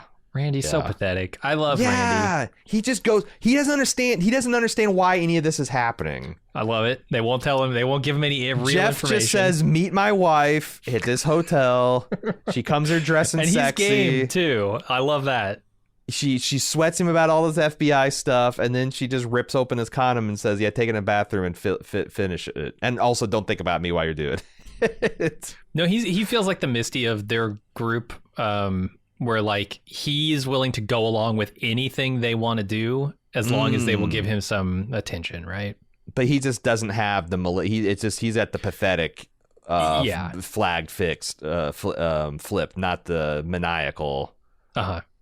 Yeah, because you're right. He's like he's just like apologetic about the whole thing, and I just thought it was a funny touch when he thinks that he's like going to have to fuck Shawna. He's like, oh, I love my wife and I'm trying. It's like, oh, good for you, Randy. I could not figure out what he meant by B-mail for the longest time. I was like, B-mail. Is this some former joke from the series about emails? It's blackmail. And finally, I registered. Like, I watched the whole episode twice and I had to rewind that scene like 5 times to make sure he said B-mail. Mm-hmm. And then I was confused too, and the first time, and I was like, well, I'm just gonna have to ask Jim. And then my second time when I was watching notes, it just came to me like, oh, right, the blackmail, of course. Wild. So let's go back to 1996, where Lottie whispers some weird shit to Shawna's baby while she's sleeping. Shawna wakes up, freaks out, Ty sides with Lottie, and Shawna runs out of the cabin. This is the part where I was worried that Lottie's trying to become the baby's de facto mother before it's born. That's kind of fucked up. So on a show like this, random theories get made all the time, right? People like, poorly substantiated, supported, just wild shit. One of the wild things I've seen is people trying to figure out that there's got to be a twist to Shawna's baby's daddy's identity. And a popular theory is that the wilderness baby is, in fact, fathered by Randy. That some of this, her fucking around with Randy's story to make Jeff jealous, there's some element of truth to that. And I didn't think much of it because, like, what does that actually add? And, Randy's kind of a joke. But I can't help but think when Shawna sends him off to fill a condom with his seed, and they immediately cut to Lottie whispering to Shawna's pregnant belly, that there is a connection being made there. Are you saying that Shawna is the condom that Randy filled with seed? Is that what you're saying? First of all, is strawberry lotion. Okay. If we're going to be technically accurate about here. But no, I don't know what I'm saying other than these fucking kooks on Reddit might be right about something accidentally. But gotcha. To me, it's like cinema. That might be a shark jump moment if like the showrunners are just like, oh, you know what's so fucked up? It's not even Jeff's baby. It's just like, what does that even mean? Randy's not a character. We've already talked about this. He's a weird big MacGuffin baby. He just is there to like help the plot continue to facilitate, right? Totally. So like having him be the father, what the fuck does that even mean? Yeah, it wouldn't be super important. Also, I don't think it's true. I don't either, but like, I don't see any reason to. It's a fair conclusion to make from the jump that they make here. Sure. All right, 1996 again. No, not 1996. Current day. Sorry. Ty notices that Van has oxycodone in her bathroom, and she asks Van about it, and Van says it was her mother's before she passed away from cancer. Ty tries to talk about what happened between them. Van shuts that shit down. But when Ty breaks down crying, she's there to comfort her. Here again, Ty doesn't know why she's here. She's trying to guess, like, am I here to try to save Van? Are we going to save each other? And that's is highly offensive to Van, who's probably with some amount of pain put this in her rearview mirror, and now she's trying to high fidelity Seinfeld her. And but even Ty breaking down and talking about how scared and lost and alone she feels felt like another delay to talking about the actual thing that you're there to talk about. Yeah. Because she's not saying, like, I don't know why I'm here. My sleepwalking version of me brought me here. She's just saying... She's stalling. Yeah. Shit's bad. She's stalling, talking about the real thing. Yes. I got to say, boy, I don't know the actor's name, but the person playing Van in this scene is putting on a fucking acting clinic. They're real good. Has every single tick, every mannerism, every tone of voice the teen Van has. She has like, she has studied what Teen Van has done over the course of this last season and is just mimicking it amazingly well. Yeah, it's they're doing a really good job here. Apparently, so this is Lauren Ambrose, and she's famous for being in 6 Feet Under. Oh, classic. okay. Is that a Showtime series or is it HBO? I can't have that's some of that early golden age stuff that I haven't seen. I'm not super up on, but yeah, that's like kind of thing that she's most famous for. But she's been in other stuff here and there. But I noticed the same thing, that she is just doing such a great job of channeling the Van essence through her mid 40s experience. Yeah, really liking her. Keep an eye on her.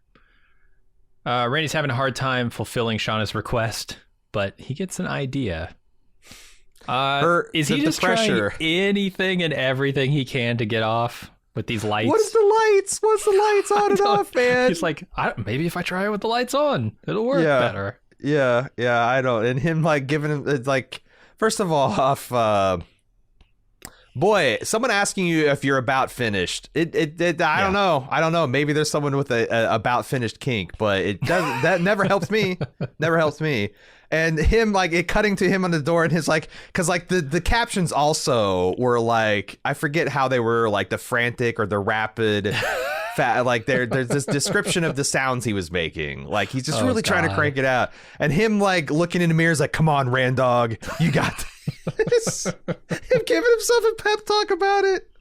And then the face he makes when he sees the little lotion, shampoo, conditioner bottles. Like I was thinking like, is he going to try? He hasn't tried lube, but I had no idea what he was actually going to do. Yeah, no, it makes total sense in retrospect, but I was very confused too. I just love his droopy dog face. Like, it really is. I don't know. Something about like the structure of his face makes me... It's hangdog. You've got it. He's got the resting droopy face. It's so good. So good. And I also love the Shawna is just like making the bed feel authentically fucked. She's like arranging the covers and then like stepped back and like, oh, the pillow needs to be a little bit more... Like yeah, you have to. What's the thought process? Is she actually imagining herself being fucked by Randy and like going? Yeah, this is like, you remember the scene in Boondock Saints where Willem Dafoe like walks into the crime scene and is like spinning around, reenacting it. That's what she's doing. God, what music is playing in her head while this is happening? Yakety sax. Yeah, it's Benny Hill. It's for sure Benny Hill when you're with Randy. Come on, Randog, you can do this. All right, at night, Nat finally breaks into Lottie's office and discovers a bunch of files on everyone in the compound. She rushes out, blows up Lottie's spot in front of everybody, but turns out they already know all that. They voluntarily gave all their information and money and everything to her. And Lottie says they can figure out together what Travis's note means. Yeah, it felt bad because like this is she just jumped the gun, you know. She found and because she's so pinched about the keys and getting a chance, like this whole episode she's been stymied. Like she almost snoops and then someone grabs her, right? There's like, we haven't talked about the mounting frustration. But she finds the first thing and then goes and angrily confronts her. And of course, like the group already knows that they've signed over all the things and they've given her all, like, it's like, it just is a nothing burger to them. And it's just like one of the clearest things of like, and I wonder if it's like deliberate, like what an out group criticism feels like to the in group, where it's like, they just so easily dismiss it. Like this is, if you told this to anybody, like someone that you trust has taken all of your money and entangled you financially and legally, and you had no, and it would be like, oh my God, but these people, like, that's just their life, man. Yeah, and they're cults like this for sure. I mean, shit, there's one in our neighborhood. Oh, I know. We just found out about this fucked up. Kind of sign away your life savings and have all these kind of. So like and then again, it's like I still don't know. I don't know what to think about Lottie. It's hard to see this signing over your finances in perpetuity as anything but predatory.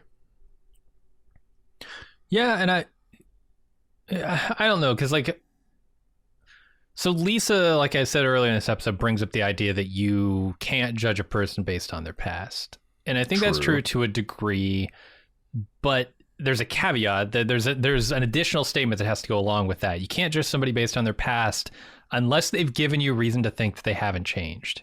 Right. And I think that Lottie falls into that category. Whether it's of her own volition or not, she has not changed. She's experiencing these visions. She's doing crazy things. She's just keeping all that hidden from her flock here.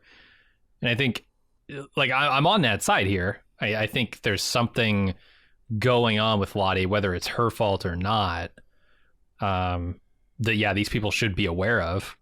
Well, there's also all these rules for thee, not for me. They live in a commune. She gets privacy. They have to wear this mismatched purple bullshit. She gets to wear these glorious yellow diaphanous robes to make her look amazing. Like, there is... And it's not like...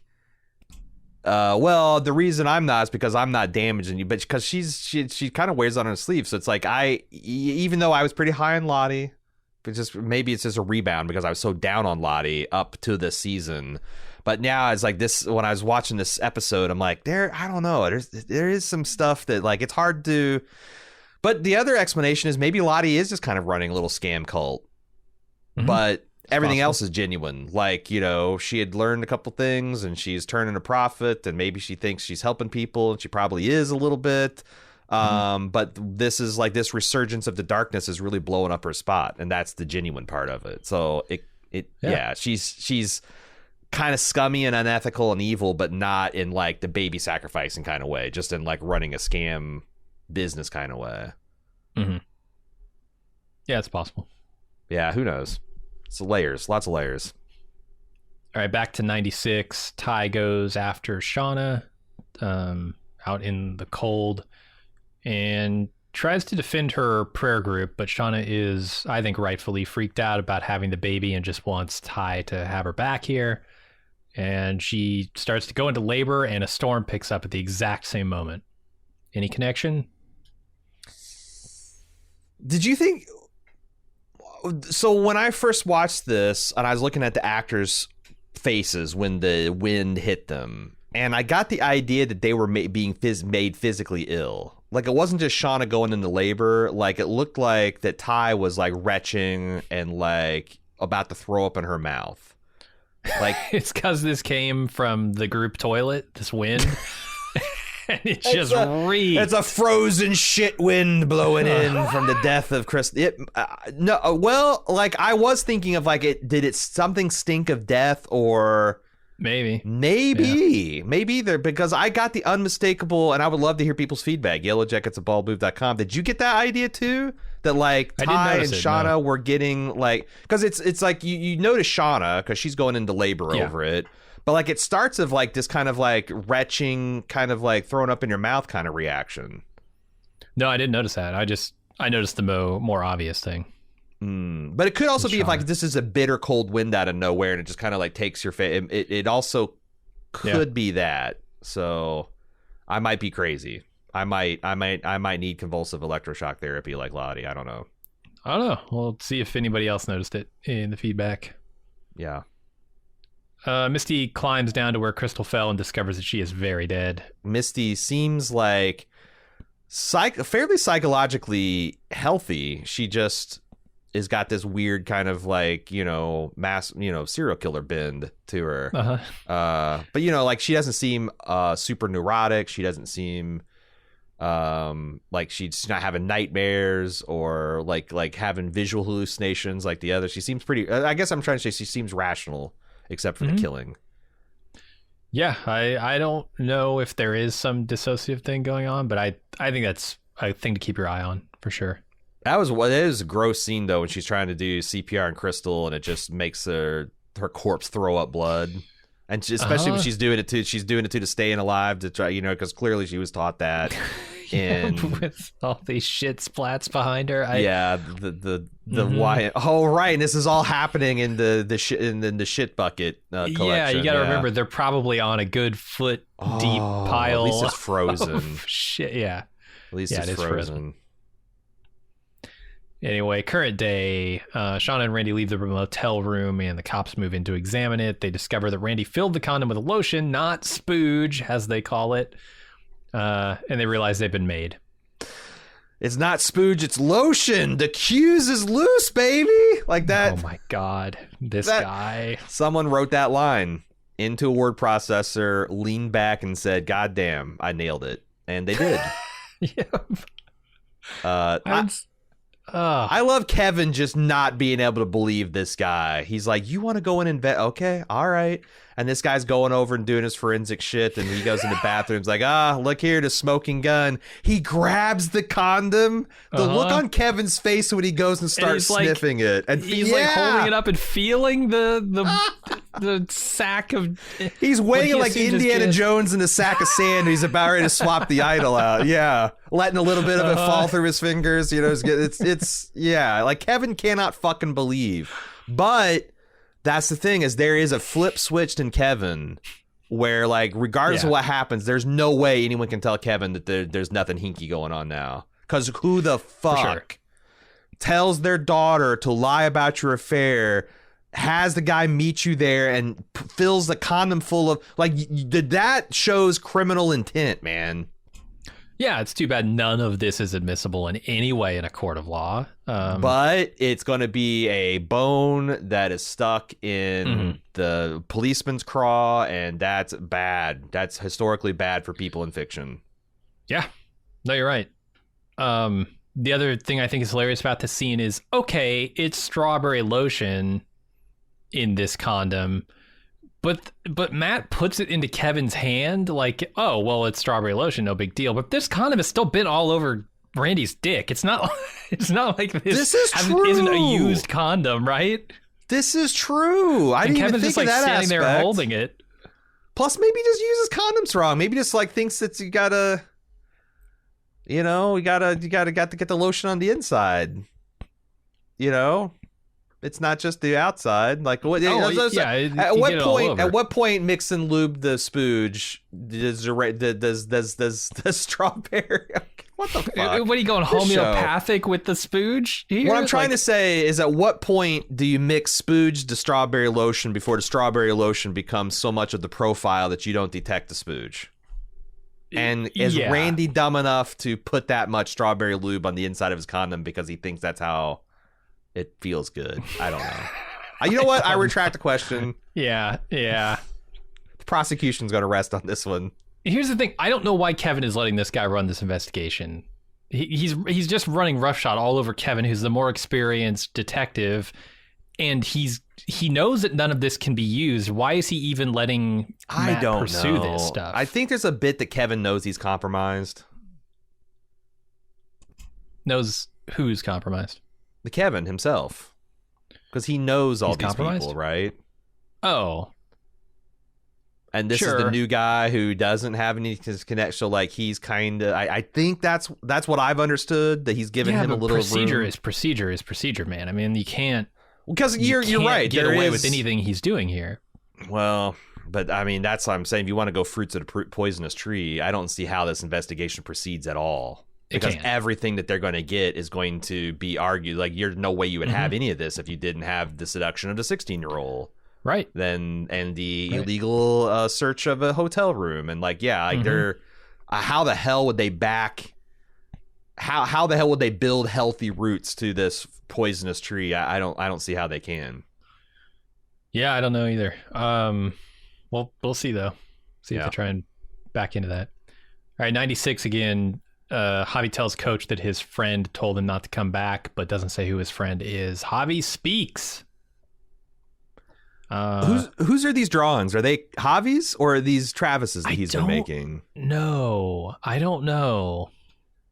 But they connect to like the artificially or the strangely, weirdly warm tree that we saw a couple of times before, right? Where the snow is all melted off. Yeah, there's it makes something me think, like think it's more than just Javi had his butt seated on these roots and melted all the snow. Well, and there's something kind of like halfway between Giorgio O'Keeffe and like H.R. Geiger to these drawings, where it's like there's something vaginal about the root complex and it's sustaining a human being. Someone I noticed on Reddit did a side-by-side comparison of like the Coach Ben comes in there and he sees all the drawings on the floor and there's an insert of him picking one up. And some of the other pictures, there's one that bears a striking resemblance to a drawing that Sammy made of the evil, the big black face with the glowing red eyes that some people think is the Dark Mother. There's like a version of that where it's the big face and the triangle kind of eyes, but it's not colored in. It's like a big white face with triangle shaped, like, you know, when I'm a triangle, like, you know, like Spider-Man, you know, like angry eyes. That kind of like jack-o'-lantern eyes, like triangle type looking things. Sure. What do you think of that connection? I really don't know. Like, there's so little to go on here. I mean, I definitely expect it to be some like version of whatever is going on with the girls was also affecting Javi, or maybe trying to protect him, or just, you know, in some way interacting with him. That makes a lot of sense. Is it driving you crazy that all of the shadow figures are different?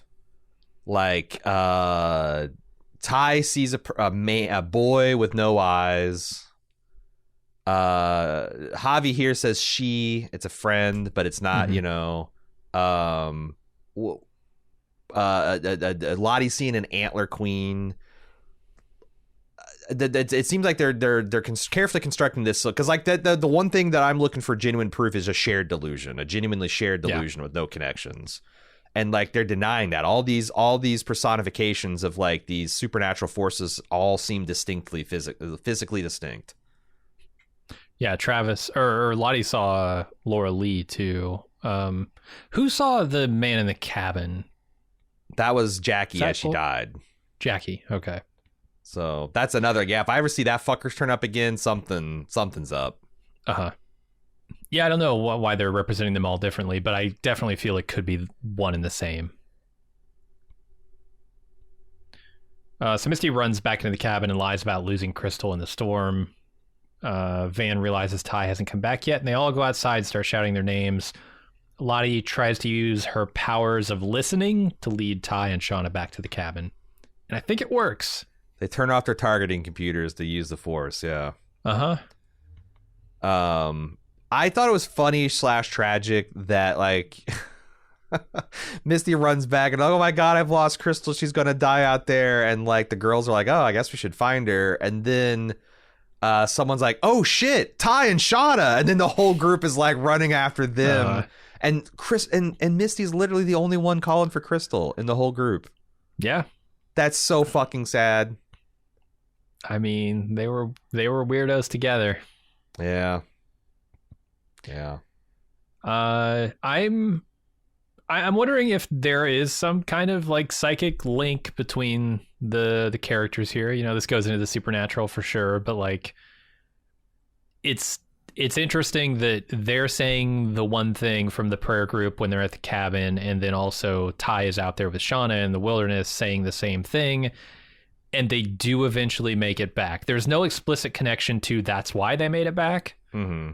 And maybe, you know, this is just a chant that makes Ty feel comfortable in a terrible situation, but yeah, it could be a connection. That's the thing. It's all could be an explainable coincidence. It also could be a bit little, you know, like if you have practice listening and raising your awareness in this deep wood such that maybe you can tease out like a noise that you wouldn't be able to hear otherwise. And if you're both are doing that, it could be that none of this is working and Ty just happened to set off in the right direction of the cabin because she's good with directions and she's a little bit of a like, yeah, it's another great Yellowjackets situation.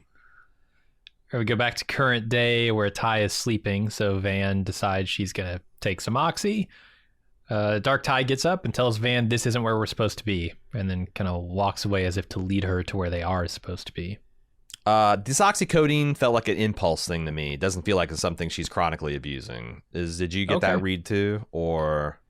No, in the context of the episode, I was thinking like, oh, well, she lied about this being her mother's, but it's possible to read it that way, I think. That might even make some more sense. It's more evidence of like the Cole theory of like, Van has been kind of like, she's not had a great life. It's been hard. There's been sorrow and heart and travails, but she's doing it. And then Ty shows up in a doorstep and she starts using. Mm-hmm. Yeah, that makes a lot of sense too. Especially when they make that same parallel between Nat and Travis in the same episode. Do you have any guesses as to where Ty is trying to lead them? Because I have one based on some of the stuff we talked about. So based on I don't know if this is your theory in particular, but the one that you talked about earlier, which is where like they're all kind of bad for each other. When they get together, things are awful. I feel like the darkness might be trying to gather them. Mm-hmm. If you look at everything that's happened, right? Like people are gathering around the nexus of Lottie again.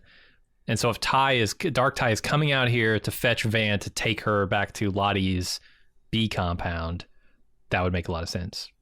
That is my exact thought. Yeah. Okay. That the place we're supposed to be is Lottie's B compound. Yep. We'll see. All right, then Lottie helps Nat recall the last time she saw Travis alive. They were doing drugs and Nat OD'd, and she says she felt the darkness and that they brought it back with them. And apparently that's what Travis's note was confirming. And then Lottie sees the Antler Queen shadow on the ground. I think what they're supposed to be showing here is some form of light/eye movement therapy. And I'm not familiar. I've heard about this. A friend of mine was doing it, but there's this technique where a therapist will have you guide you through discussions of traumatic events and just your thoughts, and they'll have you do it and they'll be like, look up to the top and right corner and now look to the left, and like supposedly combining these eye movements with this like guided these guided meditations are supposed to like really affect people with PTSD in a positive way. I don't know. This was I didn't get a chance to do some like research, and they didn't mention. Like, it looks like a lot of what Lottie does is kind of like her own spin on genuine therapeutic techniques. But if anyone knows kind of like what they're actually trying to get at here, again, I'd love to know. Yellowjackets@baldmove.com. It feels a lot like it feels very akin to hypnosis as well, which is a very problematic dubious thing. Yeah. I mean, it so hypnosis doesn't work on everybody, and it tends to not work on skeptics most of all, because you have to be kind of open to a hypnosis for it to work, because I think the main reason is that hypnosis is sort of a power of suggestion type thing, where the memories, the quote-unquote memories that you are experiencing under hypnosis may or may not actually be real. They may or may not be guided by the hypnotizer themselves. Yeah, it's so a they're very unreliable. Session. Like the hypnosis is pretending that they're under the person's control, and the hypnoser is pretending that they have the control, and it's as long as they're going about it, and But yeah, it's always been my understanding, like hypnosis as it's depicted, like, you're getting sleepy and you're going to bark, like that doesn't, like, it's all power of suggestion and groupthink and people wanting to play along with a bit. Right. And then kind of making things up for these repressed memories, that's the real danger, is that like you can take this role-playing session and come out the other end and then like, oh my God, look at all these things we uncovered, when that's not a fair way to characterize the discoveries you're making. Yeah. So all that is to say, I don't know how they're going to use it in this show, if this is going to be genuine. It seems like it. It seems like this is just played on the face of it. But I would keep my eye open for this to not actually be true. Does this change anything that we know about the Lottie, Nat statements about Travis's death? I don't think so. Did we know that Nat making the proclamation that the darkness followed us back, that happened in conjunction with the like literally it's the first thing she said waking up from her near-death experience? No, I think we're finding that out now. Because this makes a lot more sense of why Travis would be so, gung-ho to try to kill himself, because he's trying to reconnect as the same way. Yeah. Okay, I thought that was like one piece. I still feel like there are missing pieces, having to like touch the darkness in order to understand it and confront it, and that stuff is still like, okay, how do they come to that conclusion? But we're getting closer. I got a little nervous that we are going for some kind of like afterlife thing, because Nat's vision's all about none of them made it. Like she sees like the Antler Queen's walking down the aisle, every corpse is a burnt, charred cinder, the plane's on fire, no one survived. Mm-hmm. Are we dealing with some kind of purgatory situation where all of the present day is a morality play to see which of these girls should get a shot at some kind of redemption and which shouldn't? I would caution any writer who plans on writing a story like that to go watch Lost and then learn some lessons from that. If they're doing that here, I feel like they learned no lessons from watching Lost. They're just trying to emulate Lost. A lot of people loved Lost with no notes. I'm not one of those people. And so even if you did, I can't put myself in that headspace. Can you imagine Lost taking place exactly as it did now, like on HBO as a golden, like, no, yeah, right? It's a completely different medium. Show. You're not going to do 24 episodes a year for 7 fucking seasons, right? So like things would have to be changed. Things would have to be, it'd probably be a little bit tighter of a narrative, right? So like, yeah, I agree. Even if you loved Lost, I would not want to see Lost done again. Sure. I would want to see Lost 2.0.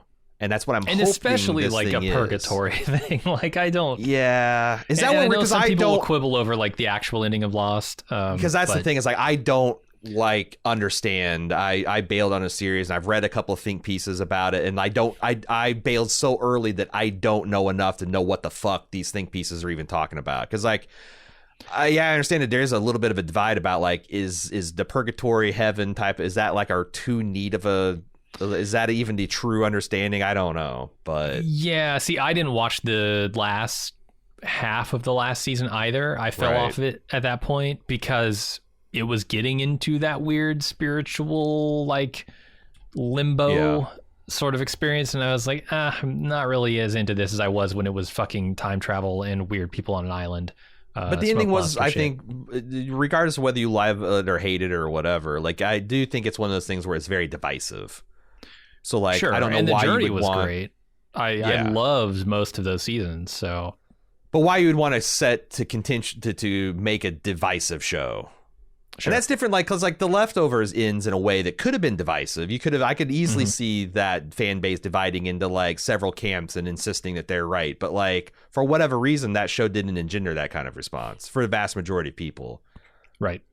So like I would want to like set for something that's like, maybe people argue about the nature of the reality of the show, but like it shouldn't be like a divisive, like half the people think it's hate and it's a waste of time, and half the people think it's, it's great spiritual experience. So yeah. Yeah, and I mean, they are keeping it ambiguous in this scene, even in the stuff that Nat says. She's talking about some darkness being out there with us or in us. Yes. She doesn't quite put her finger on it. So. And that's like, and the way she said it's in us, it's like, was like something that we brought out there. So it's like, it's not even, they're not even saying that there was a darkness that they met out there or they brought the darkness, and it's very slippery, which again, I love. Yeah, I'm sure I will love it to a point, but I'm not at that point yet. And I don't know. I thought it's great when like Nat turned into her young self, put her head in Lottie's lap, and then Lottie hears the Antler Queen and looks down at her shadow and sees that she has become the Antler Queen once more. Yeah. Whoa. Then real quickly, Misty pretends to want to join Lottie's cult to get admittance. And this a showcase for her not being a great actor. This is a terrible performance. Oh, yeah. Yeah, it's bad. And then we go back to 1996, where Ty and Shawna make it back to the cabin, but Shawna is in severe labor pains at this point. We play Mother by Danzig, of course. I love that. Like, are you in labor? And as Shawna screams in response, it's yeah, it's really fucking Yellowjackets. Jim, did you know that there is no Yellowjackets this weekend? That's what I heard. I'm a little dismayed because that kind of fucks up our whole schedule. We'll have to figure something out. I think we can figure something out. But yeah, I was planning on taking vacation. That would have been the week after Yellowjackets wraps up, and I don't know what I'm going to do now.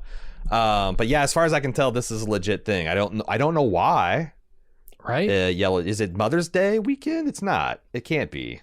Out of respect for mothers, they don't want to have Shawna give birth on Mother's Day. No, it can't be Mother's Day. Well, if the baby's going to slide right into a crock pot, you can see why the showrunners would be a little bit leery about that.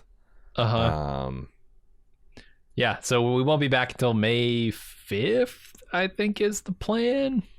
Again, I don't know why. I don't know why this is happening, but it is. Maybe they're doing it to land on Mother's Day, because I think episode 7 would land on Mother's Day. Are they going to go away from the birth for an entire week? That can't be right. But it gives us a unique opportunity to do a catch-up mailbag. Because again, we've gone almost 2 hours on the main show itself, and we're not going to have time to consider feedback. But yeah, we'll have a feedback episode between now and the next new episode to round up all your thoughts and feelings and your experiences with rapid eye movement therapy and light directional therapy, and anything else you want to talk about. Is the baby going to slide right into a crock pot? Are we still thinking Lisa's the wilderness baby? Will there be a wilderness baby? She should just have it right off the edge of that cliff. Slide into the shit. What is this, righteous gemstones? Yeah, toilet baby. You're going to have an outhouse baby? No, You can't do that. You can't do that. Anyway, Yellowjackets at baldmove.com if you would like to send us feedback about this very engrossing, probably silly show. Yellowjackets at baldmove.com. Follow along all the things we're doing that's not Yellowjackets, because we're in a kind of a transition period before the summer schedule starts. Twitter.com/baldmove. You want to check that out. And yeah, if you'd like to support us, catch up on all that premium audio that you've been missing, get ad-free feeds, etc. Support.baldmove.com is where you want to check out that stuff. That'll do it for this week, Jim. We'll be back for a feedback episode at some point, and then episode 6 after the brief 1-week hiatus. Until then, I'm your host, Aaron. And I'm Jim. See ya.